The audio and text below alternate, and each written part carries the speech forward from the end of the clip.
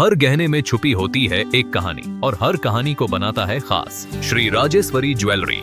शादी हो, त्योहार हो, सालगिरह या कोई खास दिन, हमारा विश्वास श्री राजेश्वरी ज्वेलरी। यहाँ मिलता है आपको शुद्ध हॉलमार्क गोल्ड ज्वेलरी का बेहतरीन कलेक्शन, क्वालिटी जो दिल जीत ले, डिजाइन जो नजरें थाम ले और भरोसा जो पीढ़ियों तक साथ निभाए। श्री राजेश्वरी ज्वेलरी, जहाँ हर खुशी का गहना आपका इंतजार कर रहा है। पता नियर शास्त्री रोड, एबरडीन बाजार, श्री विजयपुरम। कॉल 031922333822।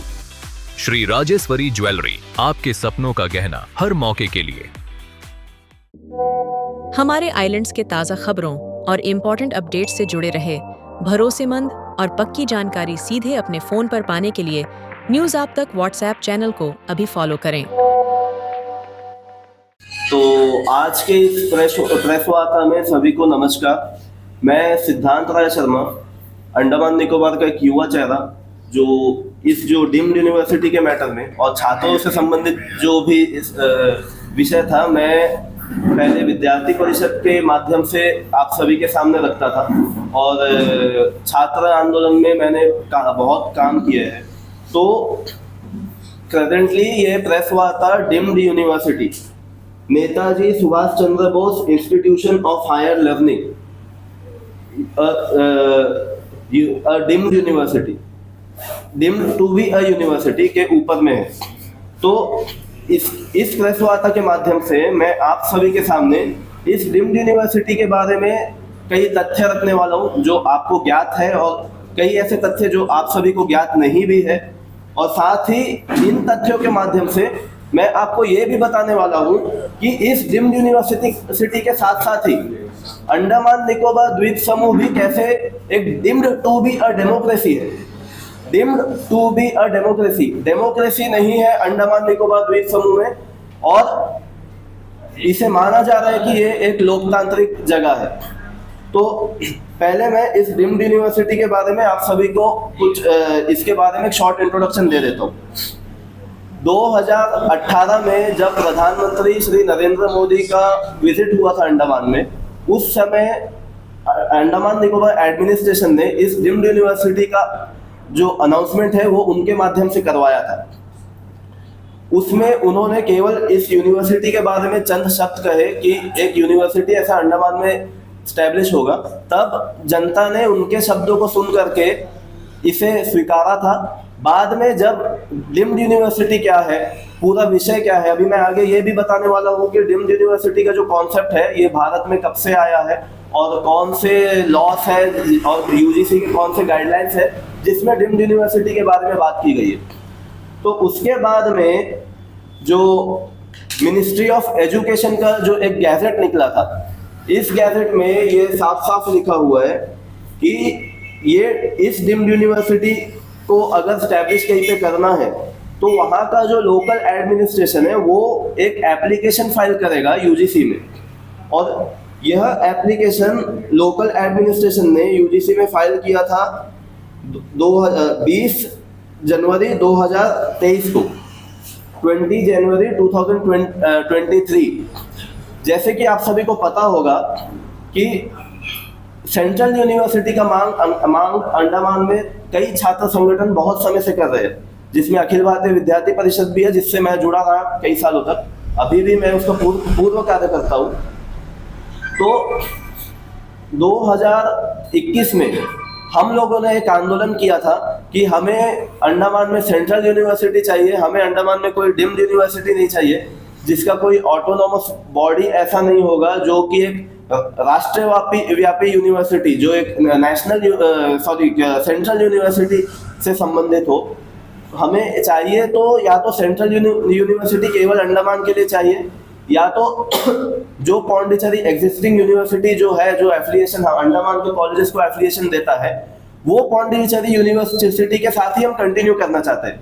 2021 में जब विद्यार्थी परिषद ने कई सारे आंदोलन किए, उसके बाद में जब माननीय गृह मंत्री अमित शाह जी का विजिट हुआ, उस विजिट में मैं पर्सनली था। उस विजिट में हमने पूरे डेलीगेशन के साथ, यहाँ तक कि छात्रों के साथ भी ये पूरा विषय अमित शाह जी के सामने रखा और उसमें अमित शाह जी ने हमें कहा कि आप इस विषय को, अगर आपको लगता है कि इसको रेस करना चाहिए तो आप इसमें रहिए, और वो स्पेशली लेफ्टिनेंट गवर्नर से इस विषय के ऊपर में बात करेंगे कि छात्र है वो इसके अगेंस्ट में क्यों है, और उसका डिटेल्स लेंगे। उसके बाद में जब करंट राष्ट्रपति मैडम जी द्रौपदी मुर्मू जी का जो विजिट हुआ था अंडमान में, उस विजिट में भी मैं पर्सनली था और कई छात्र भी थे उसमें भी हमने मैडम के सामने ये पूरा विषय रखा। तो उन्होंने अभी तक कोई भी अथॉरिटी जिस प्रकार से जिन्होंने इतना एंटरटेन नहीं किया होगा इस विषय को, बहुत ही अच्छे से प्रेसिडेंट मैडम ने हमारी बात को सुना और उन्होंने कहा कि मैं लेफ्टिनेंट गवर्नर जी से इसके ऊपर अपडेट लूंगी और आपका पूरा विषय मैं उनके सामने रखूंगी। तो इससे साफ साफ क्या पता चलता है? इससे साफ साफ ये पता चलता है कि यह जो गैजेट है, ये मिनिस्ट्री ऑफ एजुकेशन के द्वारा जो 2023 में निकाला गया था, इससे पहले से ही प्रशासन को यह भान था कि अंडमान की जनता, अंडमान का छात्र, अंडमान का युवा इस डीम्ड यूनिवर्सिटी के अगेंस्ट में है। उसके बाद भी उन्होंने अंदर कुछ ना कुछ काम आगे बढ़ाते हुए यह पूरा डीम्ड यूनिवर्सिटी का प्रोजेक्ट को आगे बढ़ाया। अथॉरिटीज को पता था, लोग सेंट्रल गवर्नमेंट के ऊपर उंगली उठाते हैं, हाँ उठा सकते हैं, हम लोकतांत्रिक देश में रहते हैं, मगर मेरा ये मानना है कि इसका पूरा का पूरा जिम्मेवार prima fascia Andaman Nicobar administration है। क्योंकि अगर अंडमान में कुछ डिसएग्रीमेंट्स है, अगर अंडमान की जनता को कुछ भी ऐसा विषय है जो उनको पसंद नहीं आ रहा है, तो वह लोकल प्रशासन, लोकल एडमिनिस्ट्रेशन का काम होता है कि वो सेंट्रल गवर्नमेंट तक पहुंचाए। क्या एलजी साहब को पता नहीं था? क्या तत्कालीन सीएस साहब को पता नहीं था? पूरे प्रशासन को और यहाँ तक कि हायर एजुकेशन डिपार्टमेंट में हायर एजुकेशन सेक्रेटरीज जितने भी थे, उन सभी को पता था कि छात्र इस यूनिवर्सिटी के अगेंस्ट में है। और अभी जब छात्र रास्ते पे जब उतर गए हैं, तब इनका ये बोलना है कि आपको पूरा विषय पता नहीं है। विषय हमें तब से पता है जब से ये ऐलान हुआ था। इसके साथ ही मैं आप सभी के सामने करंटली जो स्टूडेंट्स का डिमांड है, जहां से ये विषय भड़का, इतने दिन तो छात्र शांति से थे, इतने दिन तक तो छात्रों ने कोई हम छात्रों ने कोई हो हल्ला नहीं मचाया था। छात्रों का ये मांग है कि अभी जब लास्ट ईयर जो एडमिशन हुआ था, उस एडमिशन में एडमिनिस्ट्रेशन ने यह कह करके एडमिशन करवाया था, केवल बीटेक के स्टूडेंट्स का ये कह करके एडमिशन कराया था कि वे नेताजी सुभाष चंद्र बोस डीम्ड यूनिवर्सिटी के भाग होंगे। बाकी किसी को ये नहीं कहा था कि स्टूडेंट्स को बाद में जाकर के इस डीम्ड यूनिवर्सिटी में मर्ज किया जाएगा। सभी को ये लगता था कि वो Pondicherry university 7th best university of the India, जो पौंडीचेरी यूनिवर्सिटी है, उसके भाग है। स्टूडेंट्स को एडमिशन करवाने के बाद में जब उनको पता है कि उनको एक ऐसा यूनिवर्सिटी का डिग्री मिलने वाला है जो नेशनली बहुत रेप्यूटेड है, वहां से शिफ्ट करके बिना उनके कंसर्ट का उन्हें इस डीम्ड यूनिवर्सिटी में शिफ्ट किया जा रहा है। ये बहुत ही निंदनीय है और छात्रों के साथ ये धोखाधड़ी है। तो इस कारण से छात्र अभी रोड पे आए हैं। इसके साथ में ये पूरा विषय का पूरा बैकग्राउंड अगर मैं आपको बोलूं कि डीम्ड यूनिवर्सिटी क्या है, डीम्ड यूनिवर्सिटी असल में है क्या, ये अगर छात्रों को भी अगर ये नहीं पता है, जनता को भी नहीं पता है, अगर ये मुझे एडमिनिस्ट्रेशन को भी बताना पड़ता है, तो मैं बता देता हूँ कि डीम्ड यूनिवर्सिटी ज्यादा पुराना कॉन्सेप्ट नहीं है। 2019 में यूजीसी ने एक रेगुलेशन निकाला था, UGC deemed university regulation 2019।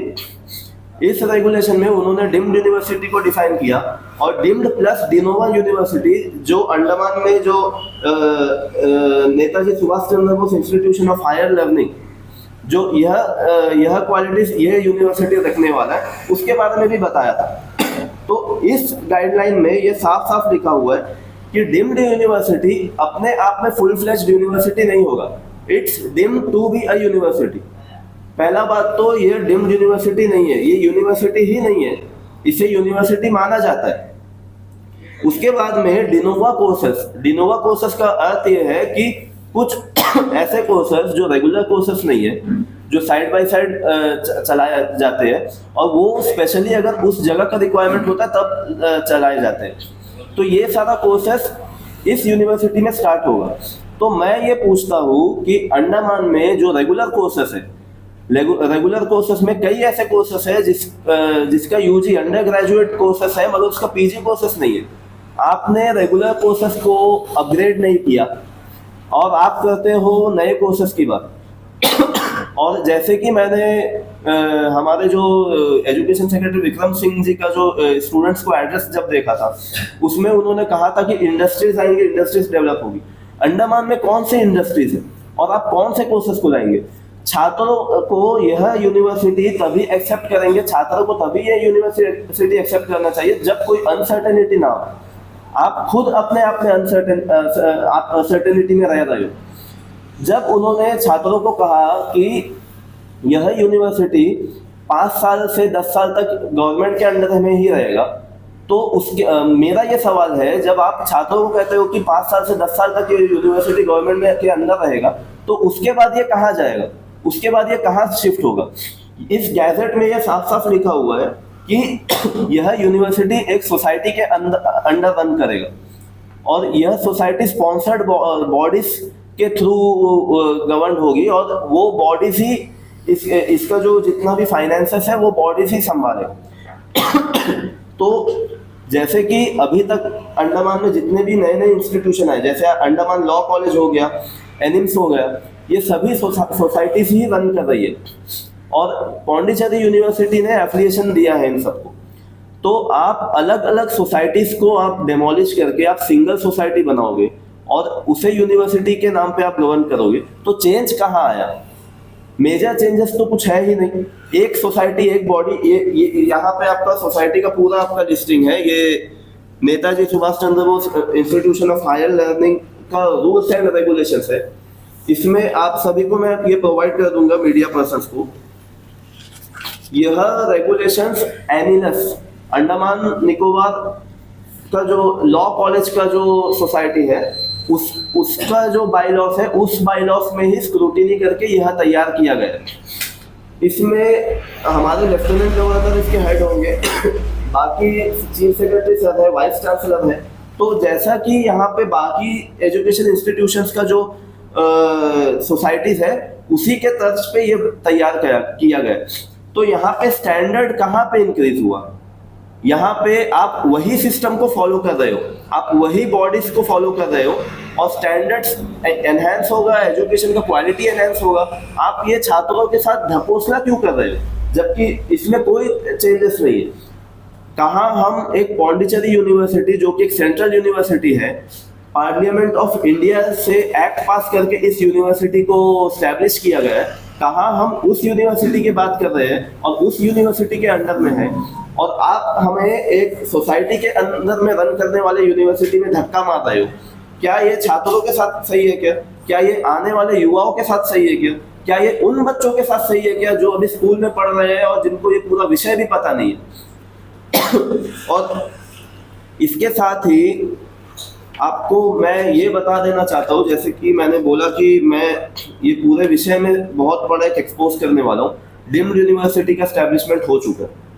Deemed university हम बहुत लोगों को लगता है स्थापित नहीं हुआ है, छात्र आंदोलन कर रहे हैं स्थापित नहीं करने के लिए।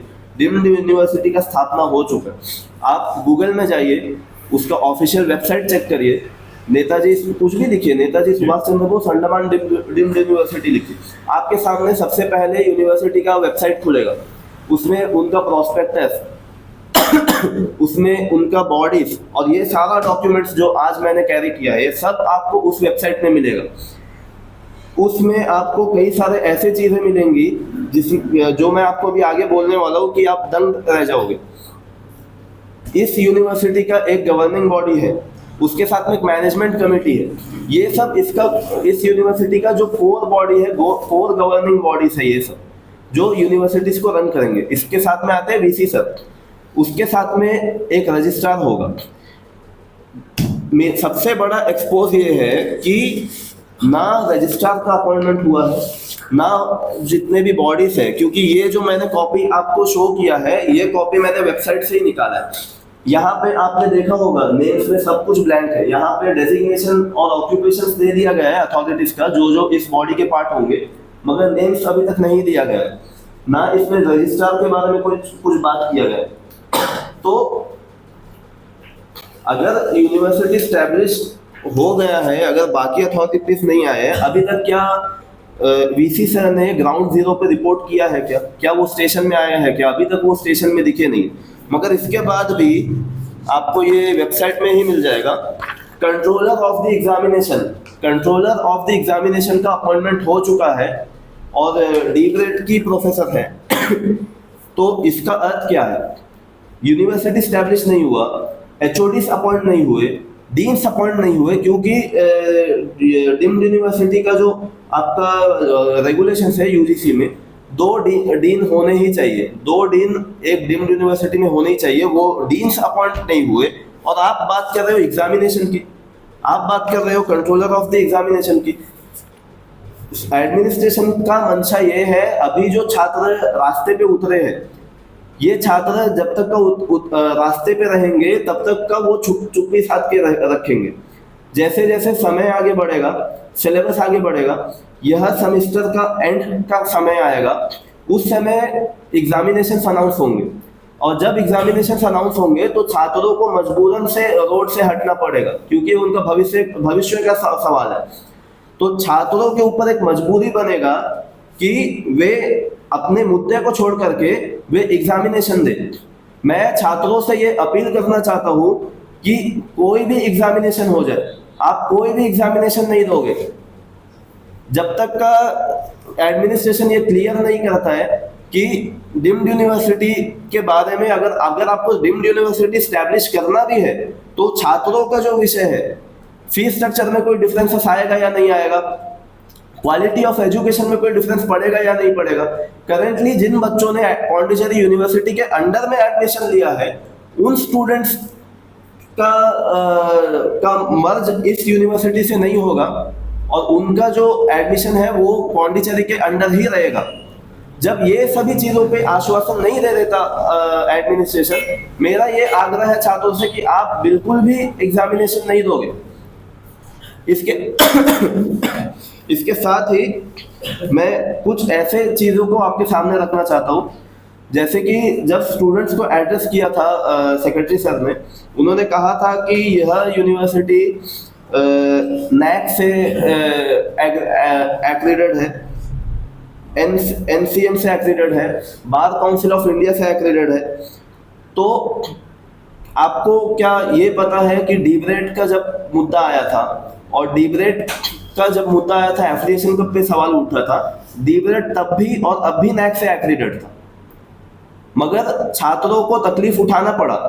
वो छात्रों को जिन्होंने 4 साल तक वहां पे अपना समय दिया, उन छात्रों का समय बर्बाद हुआ था। ऐसे कई लोग हैं जो लोग अभी जो कोर्स उन्होंने पढ़ा था डीब्रेड में, जो कोर्स उन्होंने वहां पे लिया था, उससे हट करके अभी उनको मजबूरन दूसरे कामों में जाना पड़ रहा है। मतलब आप समझ सकते होंगे अंडमान निकोबार के एजुकेशन सिस्टम में यूटिलिटी नाम की चीज कितनी है और कितनी नहीं है। जो सब्जेक्ट स्टूडेंट्स ने पढ़ा है वो सब्जेक्ट छोड़ करके उनको केवल आजीविका के लिए दूसरे रास्तों पे जाना पड़ता है। तो आप किसी से भी एक्रेडिटेशन ले लीजिए, आप कितना भी आप पेपर वर्क कर लीजिए, उसके बावजूद भी अगर आप स्टैंडर्ड मेंटेन नहीं कर पाते हो, अगर आप स्टूडेंट्स को ये अश्योरेंस नहीं दे पाते हो, तो उन सब चीज़ों का कोई फायदा नहीं होगा। ये सभी केवल पेपर वर्क का बात होगा। और यूजीसी के जो डीम्ड यूनिवर्सिटी रेगुलेशंस 2019 है, उसमें कुछ क्राइटेरियाज है, एलिजिबिलिटी क्राइटेरियाज, जो मैं आपके सामने रख दूं। जैसे कि एडमिनिस्ट्रेशन के जितने भी रिप्रेजेंटेटिव्स हैं वो बोलते हैं कि सब कुछ उन्होंने फुलफिल किया है।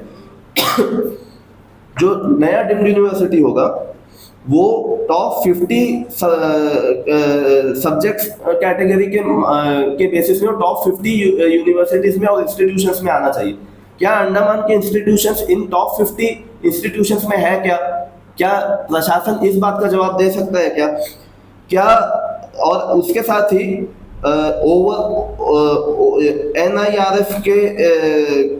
NIRF में टॉप 100 यूनिवर्सिटीज और इंस्टीट्यूशंस में ये आना चाहिए।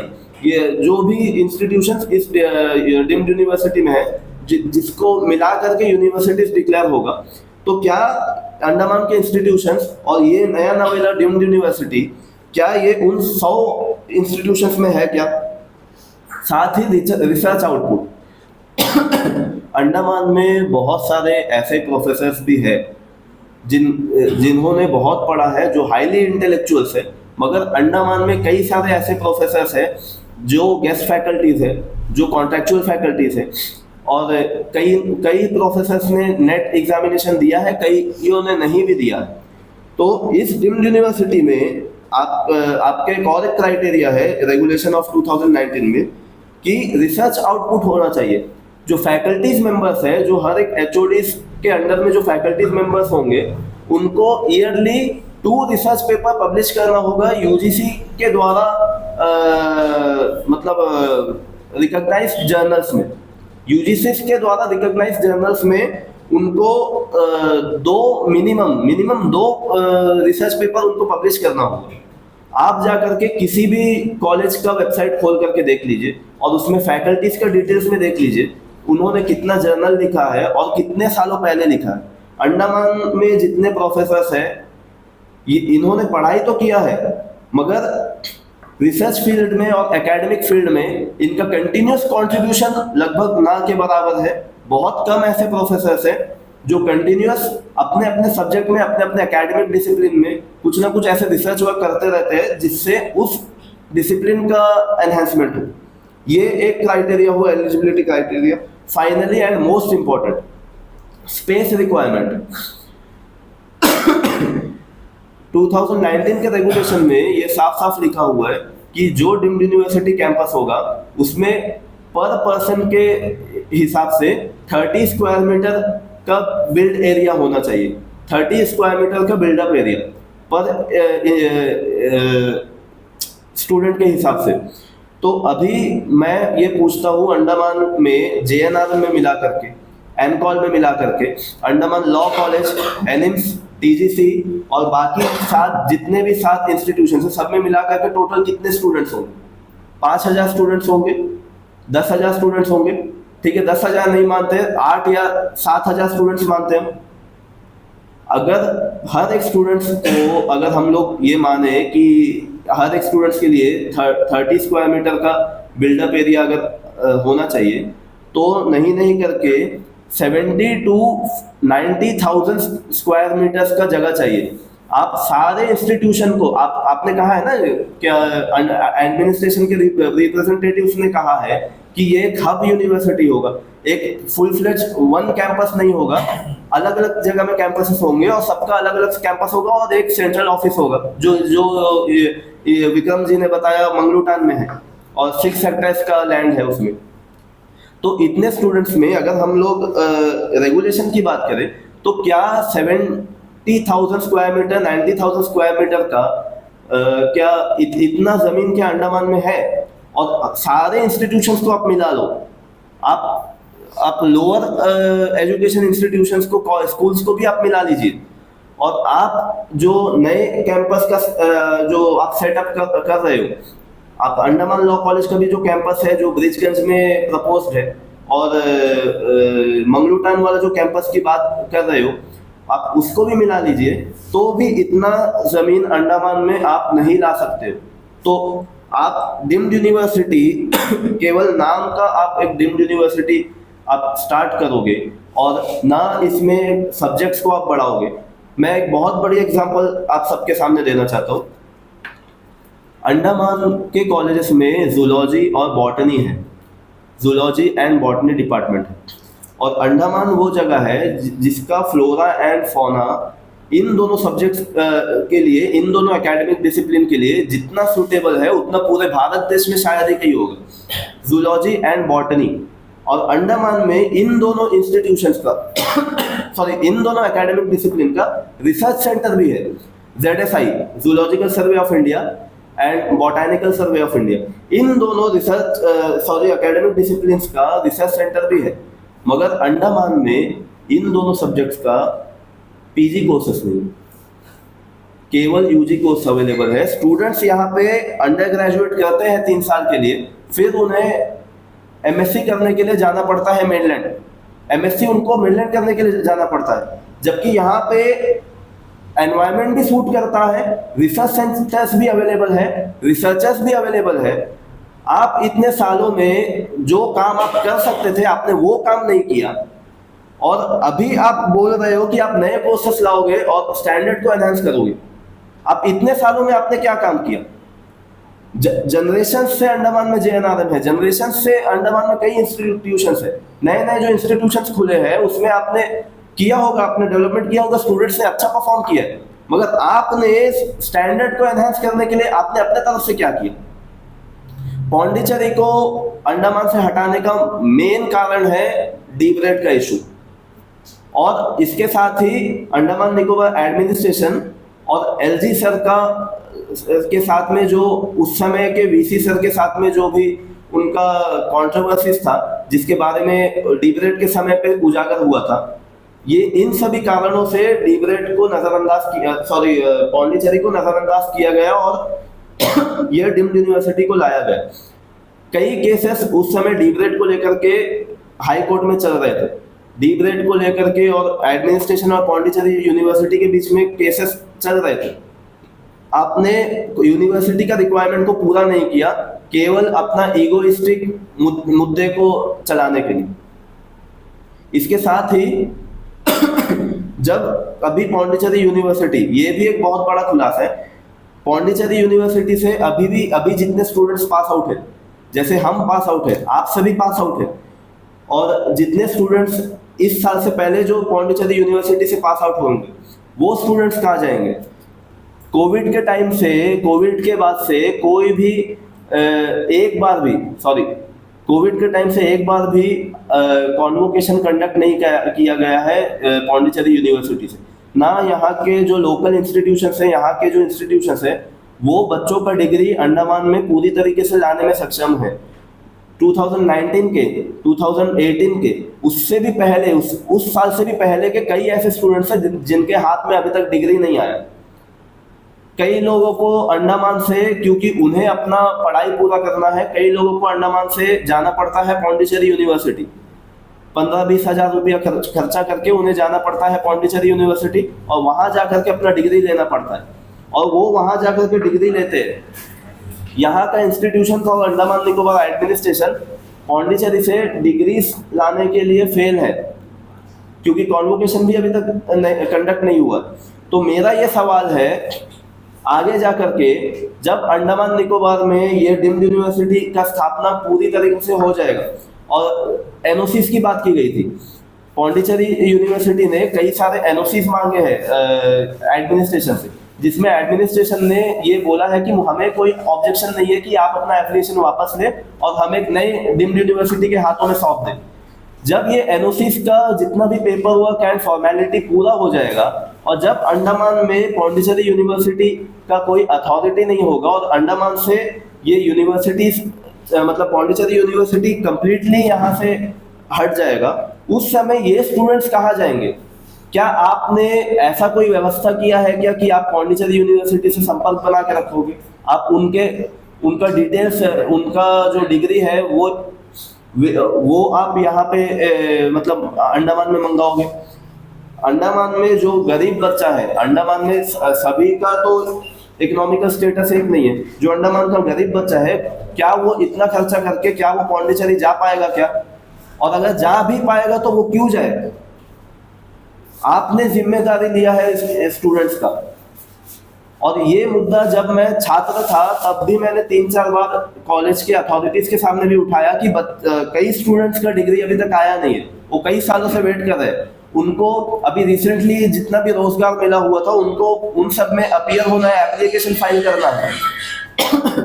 तो आपने इस चीज को क्लियर क्यों नहीं किया? इंस्टीट्यूशंस थे, जेएनआरएम से, एनकॉल से कई प्रोफेसर इन चीजों के लिए पौंडीचेरी जाते हैं ईयरली एक बार, मगर कुछ भी इसका कंक्लूजन नहीं आया।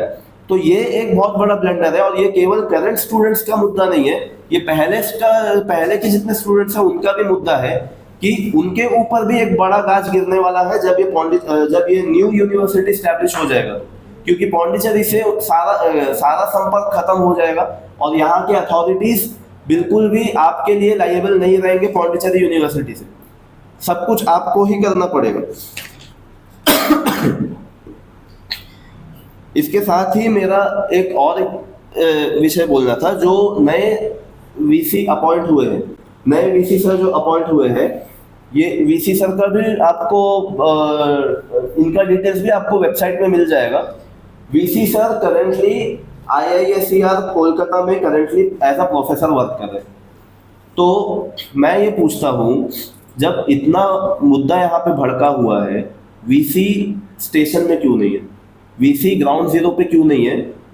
जिस यूनिवर्सिटी के स्टूडेंट्स आप हम सबको मानते हो, एडमिनिस्ट्रेशन से मैं कह रहा हूँ, आप हम सभी स्टूडेंट्स को आप मानते हो कि हम सभी इस डीम्ड यूनिवर्सिटी के पार्ट है, तो उस डीम्ड यूनिवर्सिटी के अगेंस्ट में जब हम बोलते हैं तो उसका जो सर्वोच्च अधिकारी है वो हमारे बीच में क्यों नहीं है और वो वहाँ पे वर्क क्यों कर रहे हैं?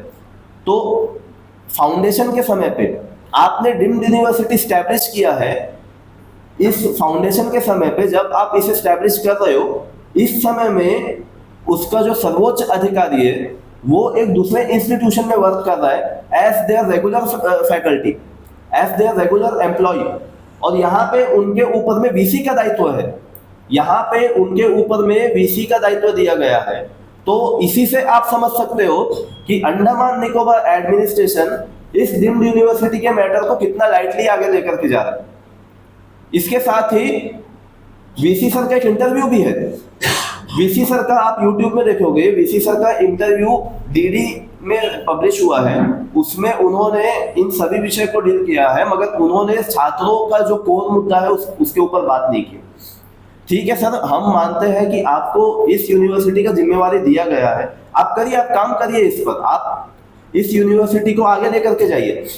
मगर आप जिस यूनिवर्सिटी के हाईएस्ट अथॉरिटी में बैठे हुए हो, हम सभी उस यूनिवर्सिटी के बच्चे हैं।